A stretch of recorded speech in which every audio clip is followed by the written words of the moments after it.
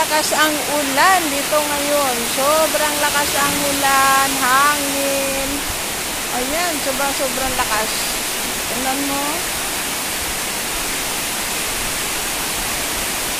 Sobrang lakas ang ulan dito ngayon. Hindi ko malaman kung may bagyo o ano. Sobrang lakas ng ulan, ng hangin. Sobrang lakas ng ulan.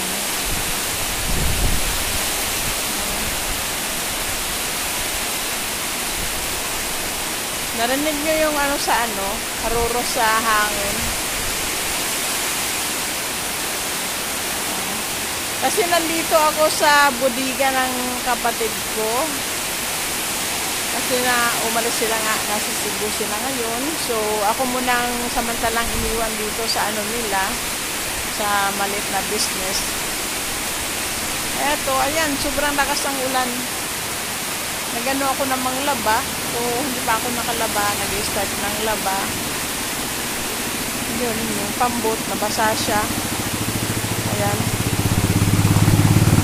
Nabasa siya, sobrang lakas ng ulan. Basa siya. Ayan.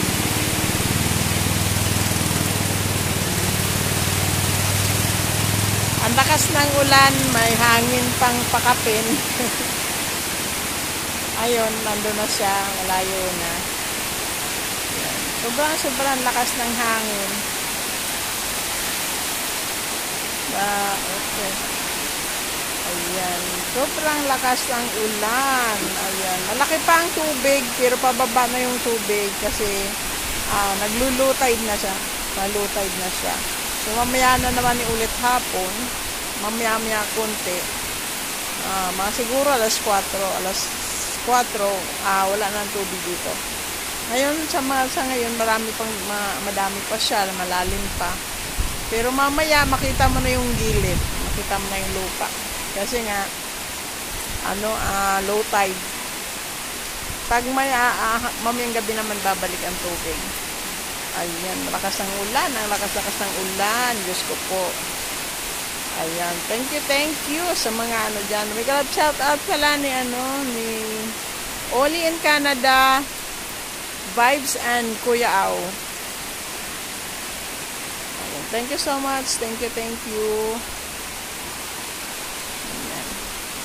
Ayan, medyo ang lakas ng ulan eh. Ayan, sobrang lakas ng ulan, ang lakas ng ulan.